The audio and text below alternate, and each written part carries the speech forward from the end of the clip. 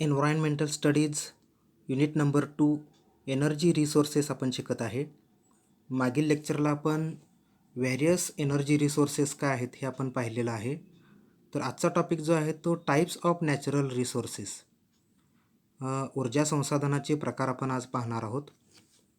Course outcome आहे select alternative energy resources for engineering practices. आणि आजच्या टॉपिकचं युनिट आउटकम आहे describe renewable, non renewable and cyclic resources.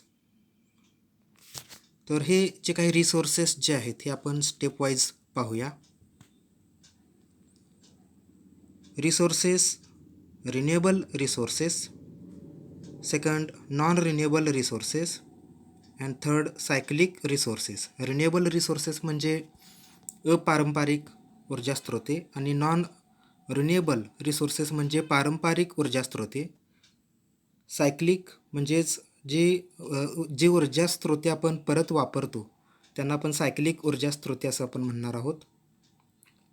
Renewable resources, resources that can be replenished naturally in the course of time are called renewable resources.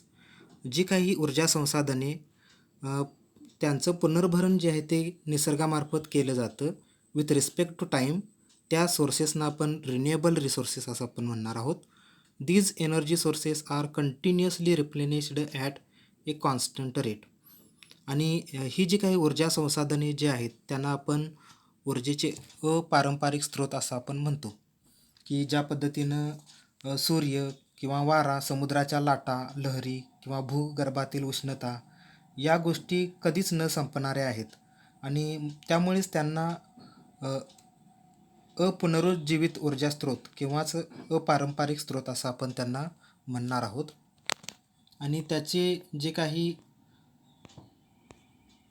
Examples जे आहेत ते आपण पाहूया. Examples of renewable resources. First example is the solar power or it is also called as solar energy म्हणजे सौर ऊर्जा. Second hydro power म्हणजे जलविद्युत ऊर्जा. वाइंड एनर्जी पवन ऊर्जा. टायडल एनर्जी वेव ऊर्जा म्हणजेच तरंग ऊर्जा. टायडलाच दुसरा शब्द आहे. समुद्रांच्या लाटापासून ज्या काही वेव्ज किंवा जे काही तरंग निर्माण होतात त्यापासून जी ऊर्जा जी आहे ती निर्माण केली जाते त्यांना आपण काय म्हणणार आहोत, टायडल एनर्जी. जिओथर्मल एनर्जी म्हणजे भूऔष्णिक ऊर्जा आणि बायोगॅस एनर्जी. पहिल्यांदा आपण पाहूया सोलार पॉवर. आपल्याला सर्वांनाच माहिती आहे की ऊर्जेचा सर्वात मोठा स्रोत जो आहे तो निसर्गामध्ये आढळणारा म्हणजेच कोणता तर सूर्य. So sun is the a powerful source of energy and that provides the earth with as much energy every hour as we collectively use in a year worldwide. तर आपण ही जी काही सूर्यापासून जी काही ऊर्जा जी आहे ती मिळवतो किंवा सूर्य आपल्याला ही ऊर्जा देतो ती तासागणिक, दिवसागणिक अशी ओव्हरऑल जी काही इयरली आपण ऊर्जा पाहायला गेलो तर ती ऊर्जा जी आहे ती अतिशय जास्त प्रमाणामध्ये आपल्याला ही ऊर्जा सूर्याकडून मिळत असते. जसं की 2000 मिलियन्थ म्हणजे 2000 अब्ज 2000 millionth unit of solar energy does the earth intercept. म्हणजे सूर्य हा एक प्रकारचा एवढा प्रचंड मोठा सोर्स आहे ऊर्जेचा की पृथ्वीवरतीच जी काही आपल्याला माहिती आहे सर्वांनाच की या सोलार सिस्टीममध्ये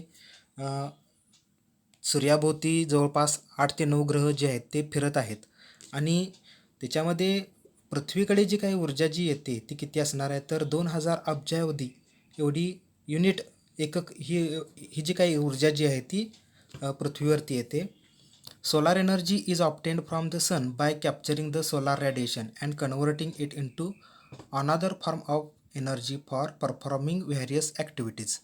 आता इतर जे काही ॲक्टिव्हिटीज असतील म्हणजे आपल्याला इलेक्ट्रिकल एनर्जी मिळवायची असेल किंवा आपल्याला हीट एनर्जी मिळवायची असेल तर ही सोलार एनर्जी जी आहे ती आपण हे जे काही सूर्यापासून जे काही रेडिएशन्स किंवा हे सोलार रेडिएशन्स जे काही पृथ्वीवरती येतात तर ह्या वापरून आपण काय करतो की ह्या ऊर्जेचं रूपांतर आपण दुसऱ्या ऊर्जेमध्ये आपण करतो. आणि त्याची युजेससुद्धा आपण पाहिलेले आहेत किंवा आपल्या अवतीभोवती आपण पाहिलेले असतील. सोलार कुकर आहे, अन्न शिजवण्यासाठी आपण या सोलार एनर्जीचा वापर करतो त्या साधनामध्ये, तर त्याला म्हणणार आहोत आपण सोलार कुकर. त्याच्यानंतर सोलार वॉटर हीटर पाणी गरम करण्याचं जे काही साधन आहे. त्याच्यानंतर सोलार इलेक्ट्रिसिटी जनरेटर. तर इलेक्ट्रिसिटी जी आहे ती त्या डिव्हाइसमध्ये कन्वर्ट केली जाते. म्हणजे सोलार एनर्जीचं कन्व्हर्जन हे इलेक्ट्रिकल एनर्जीमध्ये केलं जातं. त्याला आपण सोलार एनर्जी जनरेटर असं आपण म्हणणार आहोत. त्याच्यानंतर हायड्रोपॉवर म्हणजेच काय, तर जलविद्युत केंद्रे जी आहेत ती आपल्या अवतीभोवती भरपूर आहेत, की ती आपण पाहतो किंवा पाहिलेली असतील. त्याच्यामध्ये hydropower is the energy derived from the following water or running water. तर ही जे काही डॅम्स आपण पाहिलेले आहेत त्याच्यामध्ये ही पाणी जे आहे ते प्रचंड प्रमाणामध्ये काय केलं जातं, साठवलं जातं. आणि ते पाणी जे आहे ते एका विशिष्ट टर्बाईनवरती काय केलं जातं, तर सोडलं जातं. So falling water is channelled through water turbines which rotates shaft and drives and electrical energy. आणि ते टर्बाईन रोटेट केल्यामुळं काय होतं, तर त्या पोटॅन्शियल एनर्जीचं कन्व्हर्जन जे आहे ते इलेक्ट्रिकल एनर्जीमध्ये होतं, किंवा जी पाण्याची जी काही मोशन असणार आहे त्याच्यामुळं इलेक्ट्रिकल एनर्जी जी आहे ती जनरेट होते. So dams are constructed across the river is used for generating hydro electricity. म्हणजेच डॅम्स जे आहेत ते कशासाठी बनवलेले असतात किंवा त्यांचं कन्स्ट्रक्शन कशासाठी केलेलं असतं, तर जी इलेक्ट्रिसिटी जी आहे ही जनरेट करण्यासाठी डॅम्सची उभारणी केलेली असते.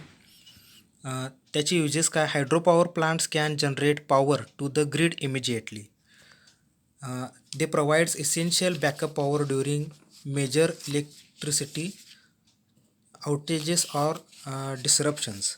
आता ग्रीड म्हणजे काय, तर वीजवाहक तारांची जाळी. ज्या ठिकाणी वीज खंडित होते त्या ठिकाणी एक विशिष्ट प्रकारचं बॅकअपची काय असते, गरज असते.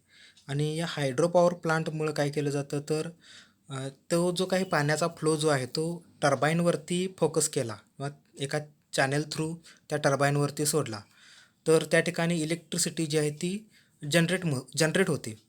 आणि ही जी काही इलेक्ट्रिसिटी आउटेजेस किंवा डिस्रप्शन म्हणजे काय, तर जर ज्या ठिकाणी वीज खंडित होते त्या ठिकाणी तात्काळ वीज पुरवठा हा तो बॅकअप वापरून जो आहे तो केला जातो. त्याच्यानंतर hydropower efforts produce a number of benefits such as flood control, irrigation and water supply. आता हा हायड्रोपॉवर किंवा डॅम्स कन्स्ट्रक्ट करण्यामागचं एक कारण काय असणार आहे, तर जे काही पूरस्थिती आपल्याला कंट्रोल करायची असेल, नियंत्रणात आणायची असेल, तर आपण काय करतो, तर ते जे काही पाणी साठवलेलं जे आहे त्याचं योग्य प्रकारे नियोजन करून फ्लड जो आहे तो कंट्रोल केला जातो. इरिगेशन म्हणजेच जलसिंचनामध्ये सुद्धा किंवा ज्या उन्हाळ्याच्या दिवसामध्ये जिथं पाण्याची कमतरता असेल त्या ठिकाणी हे पाणी जे आहे ते पाठवलं जातं. शेतीसाठी मुबलक पाणी जो आहे तो साठवला जातो. तसंच इतर पाणी जे आहे, पाणी शेतीसाठी असेल किंवा डोमेस्टिक यूजसाठी काय केलं जातं, तर हे पाणी सप्लाय केलं जातं. So hydropower efforts produce a number of benefits such as a flood control, irrigation and water supply. त्याच्यानंतर वाइंड एनर्जी म्हणजे पवन ऊर्जा. Winds are caused by the uneven heating of the atmosphere by sun, the irregularities of the earth's surface and rotation of the earth. आता ही जी काही पवन ऊर्जा जी आहे किंवा पृथ्वीच्या भोवती जे काही वातावरण आहे, तर सूर्यामुळं काय होतं, की सूर्याची जी काही किरणं जी आहेत ही पृथ्वीवरती येत असताना ही हवा जी आहे ती काय होते, गरम होते. आणि तसंच जो आपण पृथ्वीचा जो काही पृष्ठभाग पाहतो तर तो कसा असणार आहे, तर इर्रेग्युलर असणार आहे. म्हणजे काही ठिकाणी खोलगट भाग असेल, काही ठिकाणी उंच भाग असतील, काही ठिकाणी डोंगर असतील किंवा काही ठिकाणी मोठ्या पर्वतरांगा असतील. तर किंवा आपण त्याला काय म्हणतो, तर अल्टिट्यूड जी आहे ती प्रत्येक ठिकाणी काय असणार आहे, कमी जास्त असणार आहे.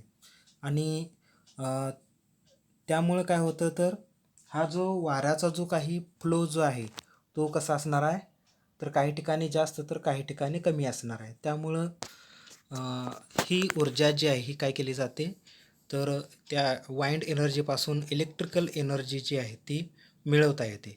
So winds are caused by the uneven heating of the atmosphere by sun, the irregularities of the earth surface and rotation of the earth. म्हणजे पृथ्वी फिरत असताना सुद्धा हवा जी आहे ती काय होते, खेळती राहते. त्यामुळं ही ऊर्जा जी आहे ती काय केली जाते, की जे काही वाइंड एनर्जीसाठी जे काही फिन्स उभे केले जातात, तर ते रोटेट करण्यासाठी ही ऊर्जा जी आहे ती वापरली जाते. So large wind farms consist of hundreds of individual wind turbines which are connected to the electric power transmission network. आणि हे जे काही लार्ज लार्ज वाइंड फार्म्स हे म्हणजे ज्या ठिकाणी पवनचक्क्या ज्या आहेत त्या ज्या ठिकाणी उभारल्या जातात, तर त्या ठिकाणी काय केलं जातं, तर त्यांना टर्बाईन्स जे आहेत ते इलेक्ट्रिक पॉवर ट्रान्समिशन करण्यासाठी ते टर्बाईन्स बसवले जातात.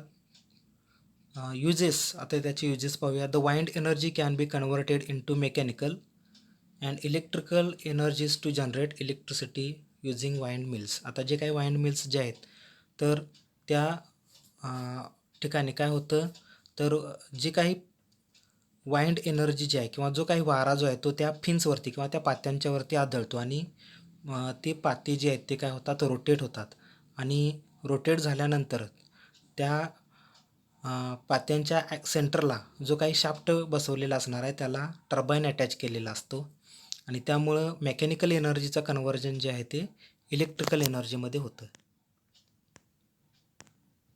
त्याच्यानंतर टायडाल एनर्जी म्हणजेच समुद्राच्या ज्या काही लाटा ज्या आहेत त्यांच्यापासून ही इलेक्ट्रिसिटी जनरेट केली जाते, तर त्या लाटांच्या ऊर्जेला आपण काय म्हणणार आहोत, tidal energy. The energy derived from the rise and fall of the sea tide is converted into electrical energy or electricity at seashore. आता या डायग्राममध्ये आपण सी शोअर बघतोय, तर ते जे काही फिन्स जे आपण पाहतोय की किंवा टर्बाईनमध्ये आपण पाहिलं, वाइंड एनर्जीमध्ये आपण पाहिलं की ज्या पद्धतीनं जे पाते असतात की त्या पात्यांच्यावरती हवा आदळते. फक्त इथं काय होतं, या ठिकाणी या पात्यांच्यावरती पाणी आदळतं आणि त्यामुळे हे टर्बाईन जे आहेत ते काय केले जातात, रोटेट केले जातात आणि त्या ठिकाणी या टायडाल एनर्जीचं कन्व्हर्जन जे आहे ते इलेक्ट्रिकल एनर्जीमध्ये होतं. सो त्याचे युजेस आपण पाहूया. Tidal energy is used to rotate turbines and generate electricity. Energy storage. Tidal energy can also be used as a store of energy. आता ही एनर्जी जी आहे ही एनर्जी स्टोअर करून ठेवण्यासाठी सुद्धा काय केली जाते, वापरली जाते. म्हणजे एनर्जी स्टोरेजसाठी सुद्धा ही टायडाल एनर्जी जी आहे ती यूज केली जाते. त्याच्यानंतर जिओथर्मल एनर्जी. जिओथर्मल एनर्जी म्हणजेच भूऔष्णिक ऊर्जा. Geothermal energy is the thermal energy म्हणजेच heat energy. So this thermal energy generated and stored in the अर्थ.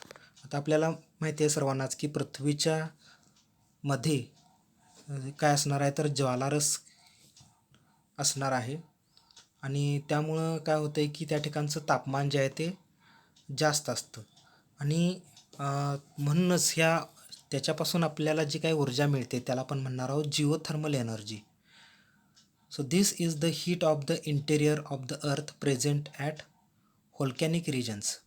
व्होल्कॅनिक रिजन्स म्हणजे काय, तर जिथं ज्वालामुखी प्रदेश जिथं असतात त्या म्हणजेच व्होल्कॅनिक रिजन्स म्हणजेच काय, तर ज्वालामुखी प्रदेश. तसंच गिझर्स ऑर हॉट स्प्रिंग्स म्हणजेच गरम पाण्याचे झरे ज्या ठिकाणी असतात. तर गरम पाण्याचे झरे काही ठिकाणी असतात पृथ्वीवरती. कशामुळं, तर त्या ठिकाणी त्या पाण्याचा त्या ज्वालारसाशी किंवा लाव्हारसाशी काय झालेला असतो, संपर्क आलेला असतो. त्याची युजेस आपण पाहूया. It is utilised to generate electricity. आता या डायग्राममध्ये आपण पाहतोय काय, तर पाणी जे आहे, खाली पाणी जे आहे ते आपल्याला दिसतंय त्या जमिनीखाली आणि काय झालेलं आहे, तर जमिनीखाली पाणी आहे. तसंच व्होल्कॅनिक रिजन्समुळं काय झालेलं आहे, त्या ठिकाणचं पाण्याचं तापमान जे आहे किंवा पाण्याला उष्णता ऊर्जा मिळते आणि ते पाणी गरम होऊन काय केलं जातं, त्याची स्टीम बनते आणि स्टीम जी आहे ती टर्बाईनवरती सोडली जाते आणि जनरेटरमुळं परत इलेक्ट्रिसिटी जी आहे ती काय होते आपल्याला मिळते. म्हणजेच या ठिकाणी हीट एनर्जीचं कन्व्हर्जन किंवा थर्मल एनर्जीचं कन्व्हर्जन हे इलेक्ट्रिसिटीमध्ये होतं. So it is utilised to generate electricity. It is used for heating buildings, raising plants in greenhouses, drying crops, heating water in fish farms and several industrial processes such as pasteurizing milk. आता ज्या ठिकाणी उष्णता ऊर्जेची गरज आहे त्या ठिकाणी ही उष्णता ऊर्जा प्रोव्हाइड केली जाते. हिटिंग बिल्डिंग्स किंवा raising plants in green houses, ज्या ठिकाणी ग्रीन हाऊसेस असतात त्या ठिकाणी जे काही प्लांट्स किंवा जे काही वनस्पती असणार आहेत त्यांची वाढ करण्यासाठी, तसंच ड्राईंग क्रॉप्स म्हणजेच जे काही धान्य असणार आहेत किंवा जे काही वनस्पती असणार आहेत त्यांना हे करण्यासाठी म्हणजे त्यांना वाळवण्यासाठी किंवा जे काय आपल्याला अन्नधान्य जे काय वाळवायचं असेल तर त्याच्यासाठी ती ऊर्जा जी आहे ती सुद्धा वापरली जाते. तसंच heating water at fish farms, जे काही मच्छी शेती किंवा मत्स्य शेती ज्या ठिकाणी असते त्या ठिकाणी ही ऊर्जा जी आहे ती वापरली जाते. सेव्हरल इंडस्ट्रियल प्रोसेसेस, म्हणजे जे काही इतर ज्या काही इंडस्ट्रियल प्रोसेसेस ज्या काय आहेत या ठिकाणी आता एक एक्झाम्पल विचारात घेऊया. पाश्चरायझिंग मिल्क, म्हणजेच दुधाचं निर्जंतुकीकरण करायचं असेल तर ही ऊर्जा जी आहे जिओथर्मल एनर्जी ही वापरली जाते. त्याच्यानंतर आहे बायोगॅस. बायोगॅस आपल्या सर्वांनाच माहिती आहे. खेडेगावामध्ये हा काय केला जातो तर जो काही कचरा जो आहे तो त्याच्यापासून गॅस जो आहे तो बनवला जातो आणि या प्रोसेसलाच आपण काय म्हणतो तर बायोगॅस प्लांट. सो गोबर gas is smokeless domestic fuel. गोबर गॅस जो आहे तो कशासाठी बनवला जातो किंवा कशापासून बनवला जातो तर जे काही जनावरांचं जे काही वेस्टेज असणार आहे, कॅटल डंग किंवा other form of green organic matters, म्हणजे इतर जे काही ऑर्गॅनिक किंवा सेंद्रिय जे काही पदार्थ जे आहेत किंवा इतर जो काही वेस्टेज कचरा जो काही असणार आहे जनावरांचा असेल किंवा इतर शेतीमधला असेल तर तो कुजवून जो आहे तो काय केला जातो, हा गॅस बनवला जातो. त्यालाच गोबर गॅस असं म्हटलं जातं. त्याच्यामध्ये काय असतं तर methane gas. So this methane gas is generated from gobar gas plant which having high calorific value. आणि त्याची कॅलरीफिक व्हॅल्यू म्हणजेच काय तर उष्मांक जो आहे तो त्याचा जास्त असतो. आणि उष्मांक म्हणजेच काय की एखाद्या पदार्थापासून आपल्याला एनर्जी किंवा ऊर्जा मिळवायची असेल तर तो पदार्थ पूर्णपणे जाळल्यानंतर की त्याच्यामधून जी काही उष्णता ऊर्जा जी आहे ती बाहेर फेकली जाते. ती उष्णता ऊर्जा आपण ज्यावेळी मोजतो एका विशिष्ट किंवा स्पेसिफिक क्वांटिटीमध्ये तर त्याला आपण काय म्हणणार आहोत, उष्मांक असं आपण म्हणणार आहोत. The energy contained in a fuel or food determined by using or measuring the heat produced by the complete combustion of specified quantity of heat. आणि ही जी कॅलरीफिक व्हॅल्यू जी आहे ही कशी मेजर केली जाते. So this is usually in terms of joules per kilogram. हे त्या calorific व्हॅल्यूचं unit आहे.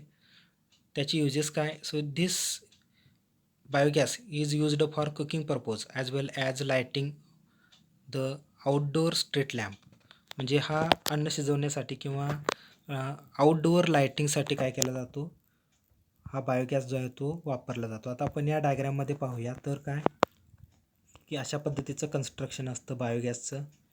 या ठिकाणी काय केलं जातं तर एका स्लरीमध्ये जे वेस्टेज पदार्थ जे आहेत ते काय केले जातात, भरले जातात आणि इनलेटमार्फत ते एका काय केलं जातं तर एका त्या प्लांटमध्ये बायोगॅस प्लांटमध्ये तो वेस्टेज माल जो आहे तो काय होतो जातो आणि त्या ठिकाणी पाणी आणि वेस्टेज माल याद्वारे त्याचं काय होतं तर तो कुजवला जातो आणि त्यामुळं जो काही गॅस जो काय बाहेर फेकला जातो तर तो त्या एका टॉकीमध्ये येतो मिथेन गॅस.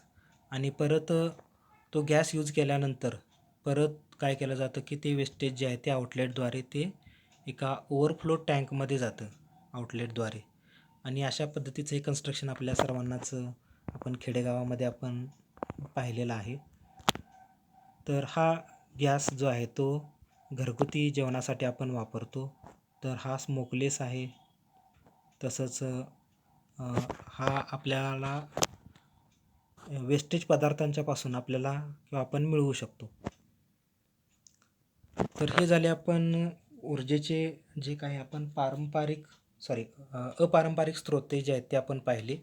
आता आपण पाहतोय non renewable resources. Non renewable म्हणजेच काय तर पारंपरिक स्रोते ही अशी जी काही संसाधने किंवा असे जे काही पदार्थ की ते आपण वापरल्यानंतर किंवा त्याच्यापासून ऊर्जा मिळवल्यानंतर परत त्यांचं पुनर्भरण जे आहे ते होत नाही.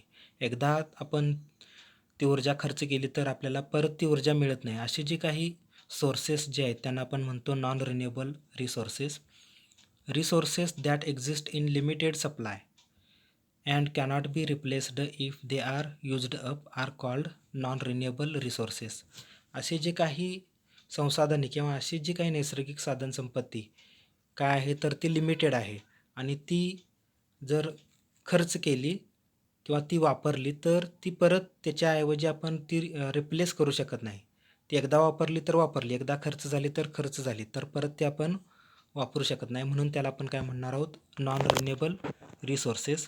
These energy sources are exhaustible. म्हणजे ही जी साधनसंपत्ती जी आहे किंवा ही ऊर्जा स्रोते जी आहेत ती काय होतात, संपून जातात. आता फार काळापासून, फार वर्षापासून एक स्रोत जो आहे तो आपण जळाऊ लाकूड, आपण एक उदाहरण विचारात घेऊया की हे जळाऊ लाकूड जे आहे हे काय होतं की एकदा वापरल्यानंतर परत जे आहे ते आपण वापरू शकत नाही. आणि म्हणूनच त्याला आपण काय म्हणतो तर ते पारंपरिक स्रोत आहेत की त्यांचं पुनर्जीवन किंवा पुनरुज्जीवन जे आहे ते होत नाही आणि म्हणून त्यांना आपण नॉन रिन्युएबल रिसोर्सेस असं आपण म्हणणार आहोत. So these resources are not replenished with a constant rate. म्हणजे एका विशिष्ट दराने ही ऊर्जा स्रोते जी आहेत ती भरून काढली जात नाहीत. त्याचे एक्झाम्पल्स आपण पाहूया. Examples of non renewable resources: oil, तेल, नॅचरल गॅस, नैसर्गिक वायू, कोल, कोळसा, न्यूक्लिअर फ्युएल्स. पहिला आहे ऑइल. त्याच्यामध्ये आपण विचारात घेऊया की जे काही क्रूड ऑइल जे काय मिळते किंवा liquefied petroleum oil so is the only non renewable resource in fluid form. आता जी काही वाहनं असणार आहेत किंवा जे वाहनांना बऱ्याच प्रमाणामध्ये आपल्याला माहिती आहे की पेट्रोल किंवा डिझेल लागतं. तर हा जो सोर्स जो आहे तो कोणता सोर्स आहे तर तो पारंपरिक स्रोत आहे आणि तो एकदा वापरल्यानंतर किंवा एकदा खर्च केल्यानंतर परत आपण तो मिळवू शकत नाही.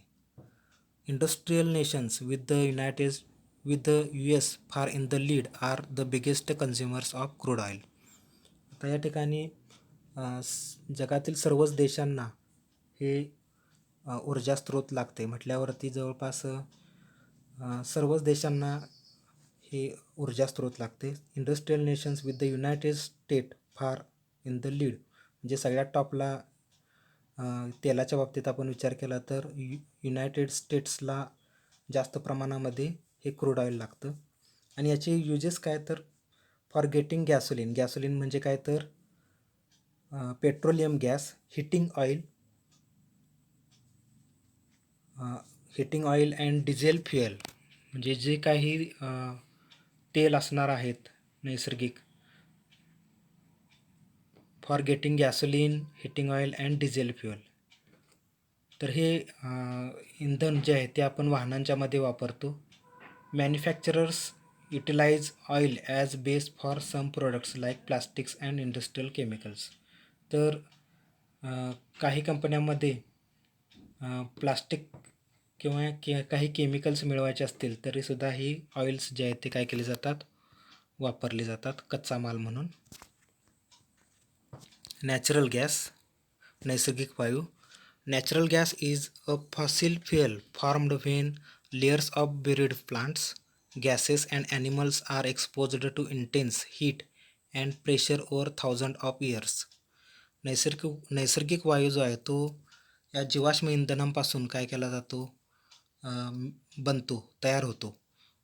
आणि हा वायू किंवा जीवाश्म इंधन बनायचं असेल तर त्याला खूप कालावधी लागतो.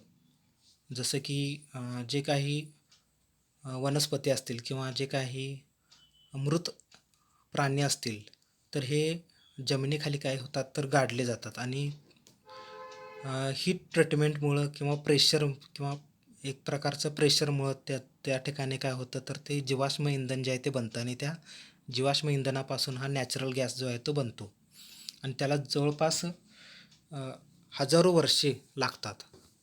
Once drill once drillers extract natural gas processing plants remove the propane and butane to obtain liquefied petroleum gas.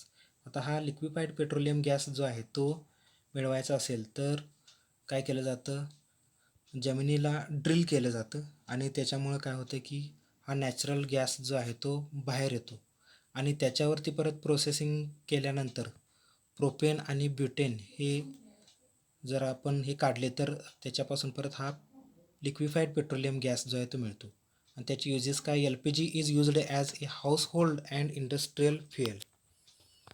Liquefied petroleum gas हा घरगुती कारणासाठी तसंच औद्योगिक कारणासाठी वापरला जातो.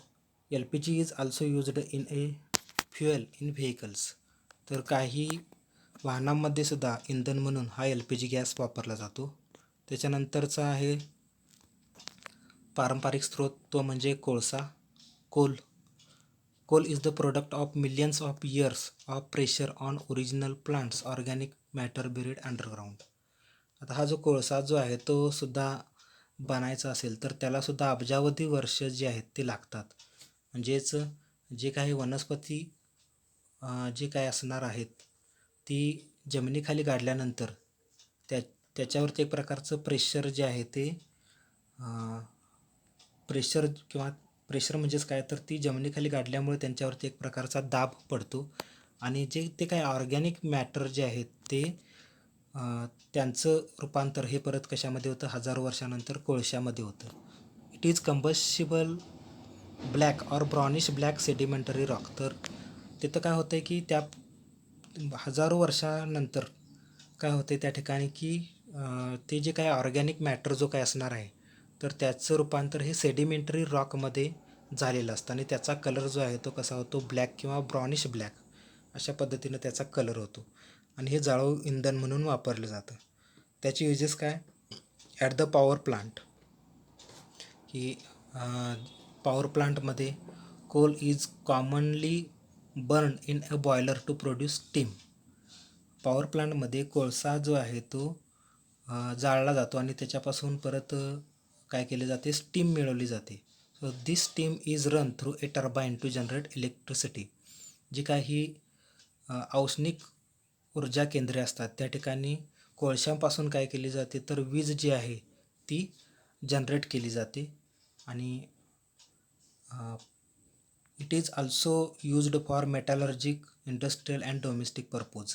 तर मेटॅलर्जीमध्ये सुद्धा हा कोळसा जो आहे तो काय केला जातो, वापरला जातो. कारण का की याच्यामध्ये कार्बन कंटेंट्स असतात आणि आपल्याला माहिती आहे की जर एखादं मटेरियल आपल्याला हार्ड किंवा स्टीलला आपल्याला हार्डनेस आणायचं असेल तर त्याच्यामध्ये कार्बन कंटेंट जेवढे आपण वाढवतो तेवढं त्याचा हार्डनेस जो आहे तो वाढतो आणि म्हणूनच मेटॅलर्जी म्हणजेच मटेरियल सायन्समध्ये तसंच इंडस्ट्रीमध्ये डोमेस्टिक पर्पजसाठी सुद्धा हा कोळसा जो आहे तो वापरला जातो. त्याच्यानंतर न्यूक्लिअर फ्युएल्स, जे काही पृथ्वीच्या पोटामध्ये हेवी ट्रान्झिशन मेटल्स असतात की ते त्यांच्यापासून प्रचंड प्रमाणामध्ये ऊर्जा जी आहे ती मिळवली जाते. Nuclear power or nuclear energy is the use of exothermic nuclear processes. Exothermic nuclear processes त्याच्यामुळे काय होतं की हे एक्झोथर्मिक म्हणजे काय तर उष्मादायी पदार्थ हे जाळल्यानंतर त्या ठिकाणी प्रचंड प्रमाणामध्ये उष्णता ऊर्जा जी आहे ती बाहेर फेकली जाते आणि परत ती उष्णता ऊर्जा परत त्याच्यापासून आपण स्टीम आपण जनरेट केली तर परत ही स्टीम टर्बाईनवर फोकस केल्यानंतर त्यापासून इलेक्ट्रिसिटी ही मिळते. The terms includes nuclear fission, nuclear decay or nuclear fusion. आता न्यूक्लिअर फिशन किंवा हे न्यूक्लियसशी रिलेटेड ज्या काही कन्सेप्ट ज्या आहेत त्या आपल्याला माहिती आहेत की त्या ठिकाणी एका न्यूक्लियसपासून असे बरेचसे न्यूक्लियाय त्या ठिकाणी काय होतात, एकापासून दोन, दोनापासून चार, चारापासून अशी शृंखला अभिक्रिया जी आहे ती त्या ठिकाणी होते. न्यूक्लिअर रिॲक्शन्स अशा पद्धतीनं होतात आणि प्रचंड प्रमाणामध्ये उष्णता जी आहे ती त्या अणुकेंद्रकातून ही बाहेर फेकली जाते. So the term includes nuclear fission, nuclear decay and nuclear fusion हे आपल्याला सर्वांना माहिती आहे. आता त्याची युजेस काय? Nuclear fuel is used in power stations to produce heat to power turbines. आता हे न्यूक्लिअर इंधन जसं की युरेनियम असेल, प्लुटोनियम असेल, थोरियम असेल, हे इंधन वापरल्यानंतर न्यूक्लिअर पॉवर स्टेशनमध्ये हीट एनर्जीचं कन्व्हर्जन कशामध्ये होतं तर इलेक्ट्रिसिटीमध्ये होतं. आता आपण पाहूया सायक्लिक रिसोर्सेस. सायक्लिक रिसोर्सेस म्हणजे काय की जे काही अपारंपरिक आणि पारंपरिक ऊर्जा स्रोते आपण सोडली तर अशी काही स्रोते जी आहेत की ती परत आपण वापरू शकतो का, तर हो. आणि अशा रिसोर्सेसना आपण काय म्हणणार आहोत, सायक्लिक रिसोर्सेस असं आपण म्हणणार आहोत. तर the resources which can be used again and again, म्हणजे आपण एकदा रिसोर्स वापरला तर परत आपण कालावधीनंतर परत आपण तो रिसोर्स परत वापरतो. So the resources which can be used again and again after passing through some processes, म्हणजे तो रिसोर्स आपल्याला परत वापरायचा आहे पण त्याच्यावरती परत आपल्याला काहीतरी प्रोसेसिंग करावी लागते आणि आणि परत आपण तो जो रिसोर्स आपण वापरतो म्हणून त्याला आपण काय म्हणणार आहोत, सायक्लिक रिसोर्स असं आपण म्हणणार आहोत. For example water. Water used in industry and domestic ways and can be cleaned and used again for similar or other purpose. आपल्याला माहिती आहे पाणी हे औद्योगिक कारणासाठी तसंच घरगुती कारणासाठी हे वापरलं जातं आणि स्वच्छ पाणी जे आहे ते वापरल्यानंतर परत हे जे काही वेस्ट वॉटर जे आहे हे काय केलं जातं, हे परत बाहेर सोडल्यानंतर ते परत ओढ्यांच्याद्वारे नदीला मिळतं, परत नदीद्वारे हे समुद्राला मिळतं आणि परत उन्हाळ्याच्या दिवसामध्ये परत समुद्राच्या पाण्याची काय होते, सरफेसवरील पाण्याची वाफ होते आणि परत वाफेचे ढग बनतात आणि पासून परत पाऊस पडतो आणि हेच पाणी जे आहे ते जमिनीवरती येतं. आणि अशा प्रकारे हा जो एक प्रकारचा एक आपण एक्झाम्पल या ठिकाणी विचारात घेतोय काय, तर पाणी. आणि पाणी जो आहे तो एक प्रकारचा सोर्स जो आहे, रिसोर्स जो आहे तो कसा आहे तर तो सायक्लिक रिसोर्स आहे. आपण हे जलचक्र जे आहे ते आपण अभ्यासलेलं आहेच. तर आज आपण काय पाहिलं तर types of natural resources, renewable resources, non renewable resources, cyclic resources. The knowledge of natural resources is very essential to understand its applications, global need and future demands. Once you understand the importance of the natural resources, you will understand the need of its conservation. तर महत्त्वाचं म्हणजे काय तर आपण हे 3 resources आज शिकलेलो आहोत. थँक्यू.